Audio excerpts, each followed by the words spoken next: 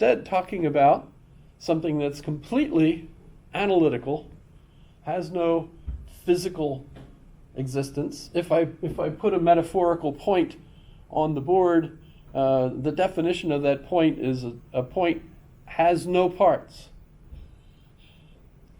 And we can't conceive of anything as actually existing if it has no parts. We can conceive of God as necessarily existing because by definition God is that than which nothing greater can be thought.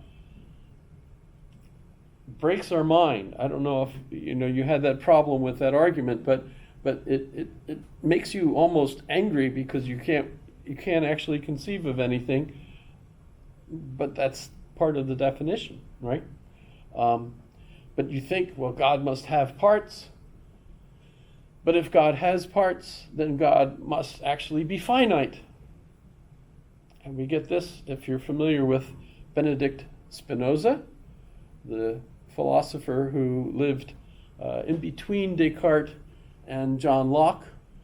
Died just a little bit before John Locke came to visit the Netherlands. He was young in his 40s, but famously, he came up with the argument which defines pantheism. Pantheism, everything is God. That the definition that the theologians still use today, that God is that than which nothing greater can be thought. Is it a virtual object? What would we call it? But by definition, God cannot be limited by anything else, or it wouldn't be that than which nothing greater can be thought. And in that case, everything must be God. As if you have the universe as a separate entity created by God, then there's a limit on God, and that limit is caused by the obvious finitude that God must have, that God is not the creation. So actually, if you follow the logic of that definition, as Spinoza does, it becomes heresy, which gets a lot of people in trouble, because if you're influenced by Spinoza, that's against the dogma of the Christian religion, where the creator has to be a separate entity. But it's perfectly fine if you're a Buddhist, actually, because basically you're accepting the idea that the universe is that than which nothing greater can be thought. Just a line with Buddhism, like perfectly with Buddhism. I mean, there's no connection with Buddhism from Spinoza, but No, that's what I'm saying. The two ideas are the same. Buddhism, all things are one. He's saying all things are one, and that's called God.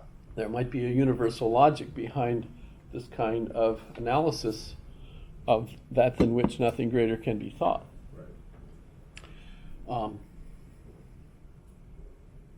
But so in mathematics, we're talking about virtual objects. You can't have the correspondence theory of truth with regard to mathematics, because there are no objects.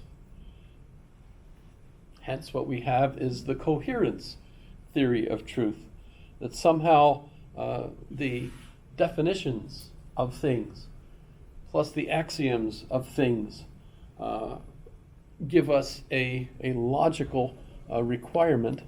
So, for example,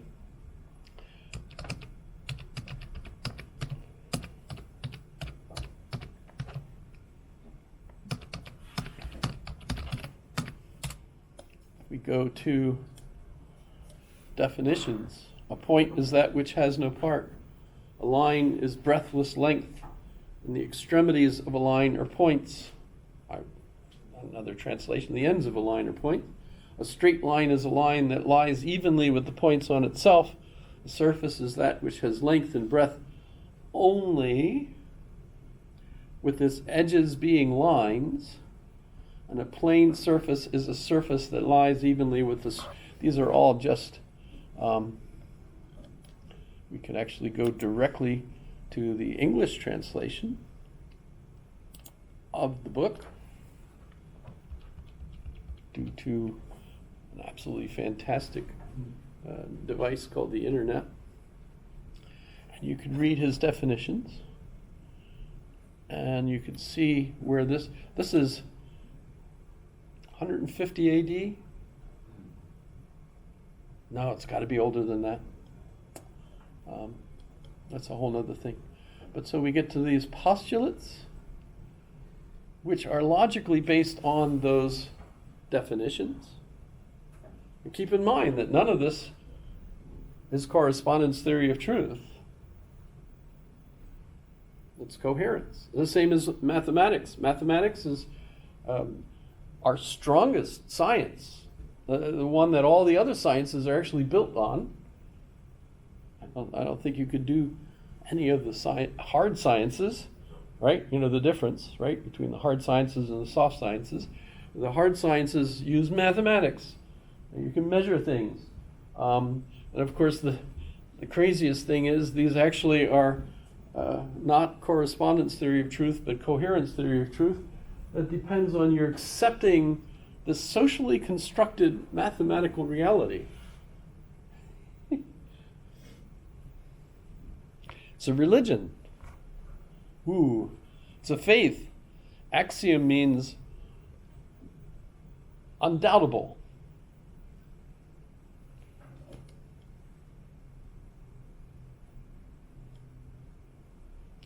And as an example of the problem you can get into,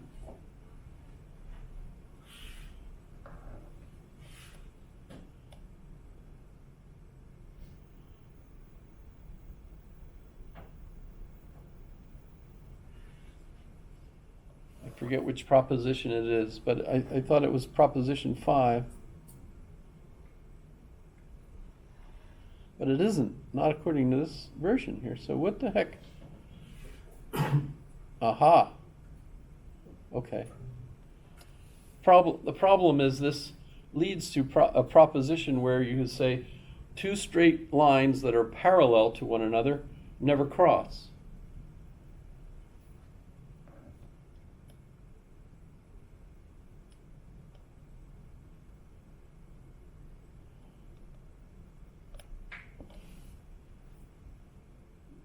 Well, in hyperbolic geometry, curved spaces, I mean, if you look at the globe of, the Earth, and you think of the lines of longitude and latitude, interestingly, latitude, they don't cross, but longitude, they all come together at the poles. They're parallel lines, but they do cross at the pole. Because obviously, standing at the North Pole, you're wondering, well, can I go north from here? And the answer is no. No matter which way you go, it's south, right? Well, what does that mean? That means Euclid has a geometry that we use for everything, except when we're talking about hyperbolic geometry, which, because the universe is now curved space according to a worldview created by old one mug, old Einstein, right? Old one mug. I just think that's funny. His name is old one mug. Tarski's name, by the way, is Titelbaum. And he changed it to Tarski. Just so you know. Kind of interesting.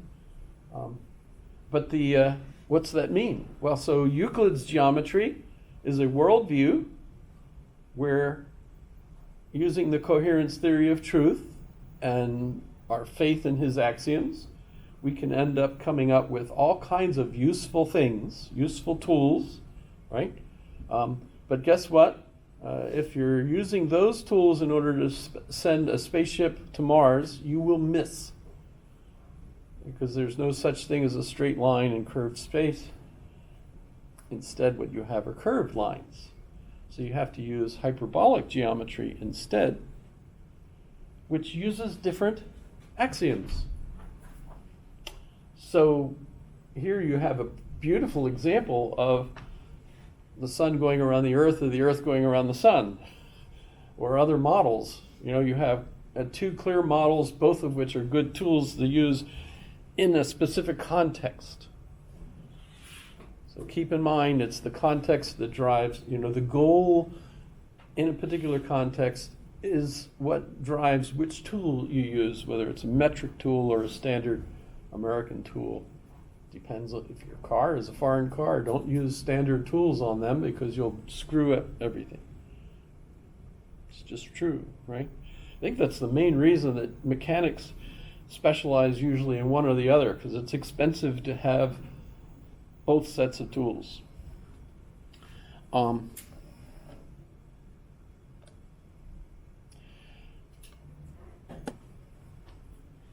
the way, these are all propositions. Are they true? To bisect a given rectilinear angle. Not sure what those are. This seems confusing. But given two straight lines constructed from the ends of a straight line and meeting in a point, there cannot be constructed from the ends of the same straight line and on the same side of it two other straight lines meeting in another point and equal to the former two respectively, namely, each equal to that from the same end. So this is geometry. Ancient geometry.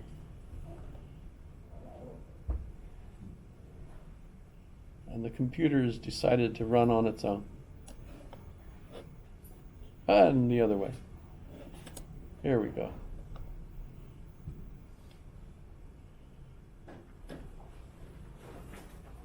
So you need faith in this religion to do math. And by the way, I think everybody's encouraged to believe in this particular religious set of axioms or definitions. But you can see the problem. These are all virtual objects. None of them are real. And yet, in some sense, math is realer than anything else. Because it's more, there's more certitude associated with mathematical truth. I've never heard of any legislator in Kansas insisting that mathematics not be taught in their schools. To tell Common Core, that's the one thing they all agree on. So, when we start looking at propositional logic, which is a little different. So this is different than. I mean, we can start by saying, okay, Aristotle gave us propositions, and we have logical operators, and or and not. In fact, part of an interesting history of propositional logic is that people got into arguments over whether or not you could shorten the number of logical operators even further. And some argue that you can get along with just or and not. You don't even need and. I don't think they go the other way, but you could actually shorten it. Sounds almost like George Carlin cutting the 10 Commandments down to one or two. You only need one or two. You don't need all 10. But here, I highly recommend, I know we don't have a textbook, but this is an in-depth analysis of propositional logic on the Internet Encyclopedia of Philosophy. I'll send the link in my notes today on this one. So you can have a look at it. And we'll go from there. So have a look at this text. You don't have to memorize it. On my website I have things to memorize in logic. Don't worry about that. It's all different now anyway than it used to be. But so we'll look at this for next class, where we continue on with propositional logic. Questions for me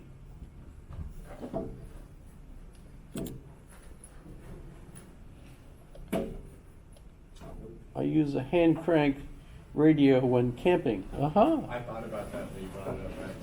Hand crank. That's kind of interesting. Babbage's engines. Let me. I forget what the. Okay, this is the one. So, Babbage.